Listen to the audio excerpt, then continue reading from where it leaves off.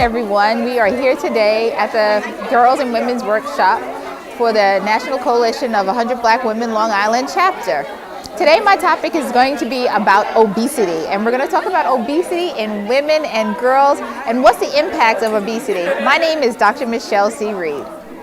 All right, so does anybody know about body mass index? Just raise your hands high. Okay. Right back here. What is body mass index? You have to talk a little louder, and if you can stand, that would help. Oh, God. I think it's the amount of fat that we have on our body. Mm-hmm. I know the last time my doctor told me mine, it was too much, and it still is. So,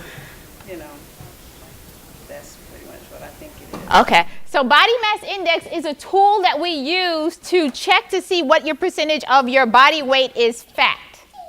Okay? And we all know what fat is. We've seen what fat looks like, right? Okay. So I don't like to use body mass index when I am talking to my patients. I sort of use it as a guideline because body mass index was developed in the 1800s. And we're already in 2014. So we know how and what they did way back when is not the same thing as what we do now. The other thing is, let me have, if you could stand for me, my lady right here. If you could stand for me. And if you could stand for me. And you could stand for me. So if the four of you could just sort of come to the center. All right. So here we have 4 different women, 4 different body types, or young ladies, okay? So we can't say one body mass index is better than the other because you see everybody has a different body shape, okay? So for me, body mass index I don't like to use because especially as African American women or minority women, we all have different body shapes, okay? Well, thank you guys. You can have a seat. Someone who's more muscular, their body mass index is going to be higher. So what's a good number to be for a body mass index? Approximately. Does anyone know? 24, 25 is supposed to be the ideal number. Okay? So I'll base it loosely. 24, 25, 26, we might push it to 27. But anything that is above 28, 29, I'll usually say that you're not at a healthy weight. And I try and stay away from saying obese or that you're overweight. I'll just say not at a healthy weight. Okay? So what we need to do is encourage everyone to exercise. I saw some young ladies here too because as part of exercising, because you can exercise all you want, how many meals a day should you be eating? How many?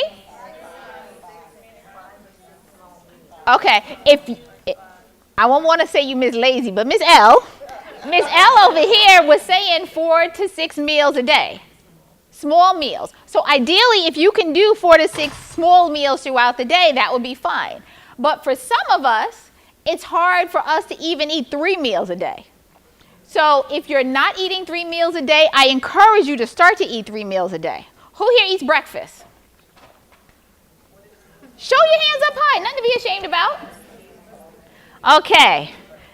So you realize that breakfast is the most important meal of the day because you're breaking the fast from the night before. Okay? You go to school, you go to work. How can you function if you don't have any fuel to go in your body? Some of you might have just taken the Common Core test this past week. The state test, yes. So what is the fuel for you to do well on that state test?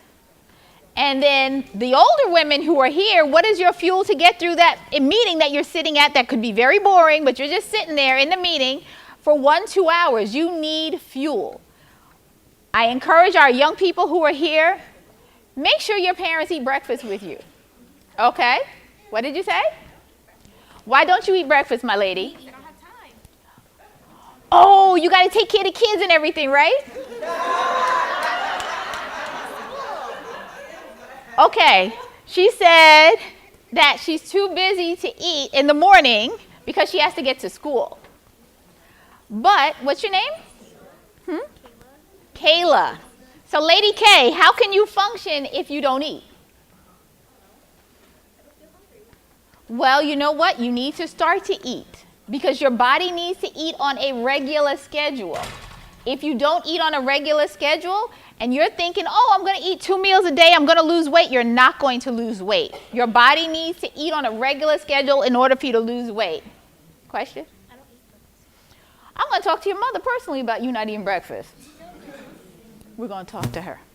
Same thing goes to you. What did you say?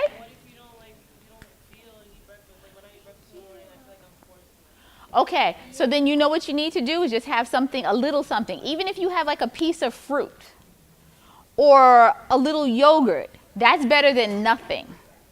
Because you're sitting in class, your stomach is going to start growling, and that can distract you, and you have no energy. How far do you think your parents can get when they have like next to nothing in the gas tank? Because I've been in a car before when it's run out of gas. That wasn't my fault. That was my husband's fault.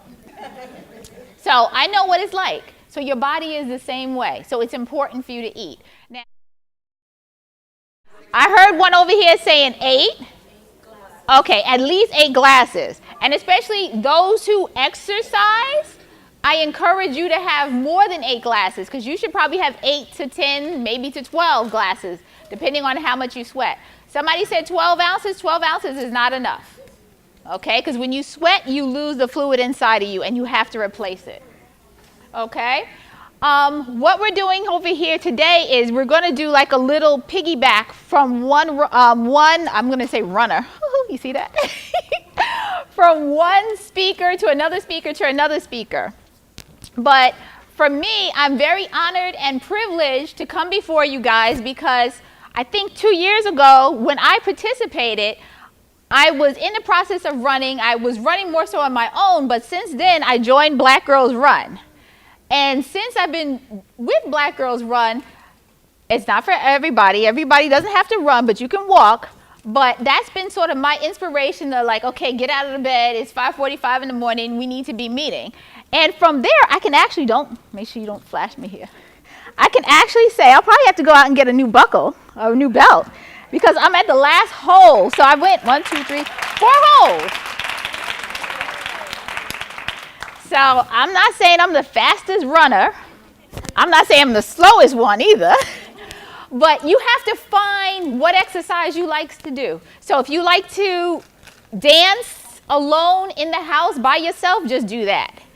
If you like to do Zumba, do Zumba. If you like to belly dance, belly dance. If you just want to go out and walk on the broad walk, do that. But I encourage each of you to find something that you like to do.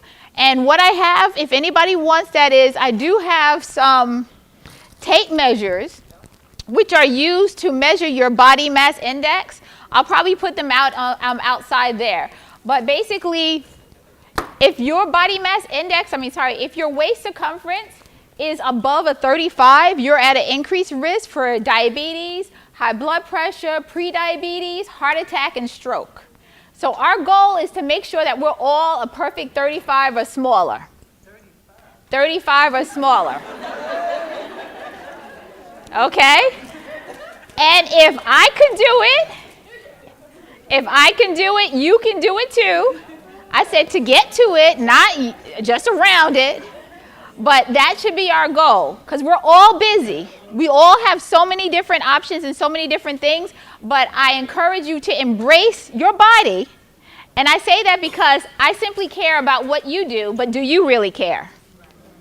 Thank you.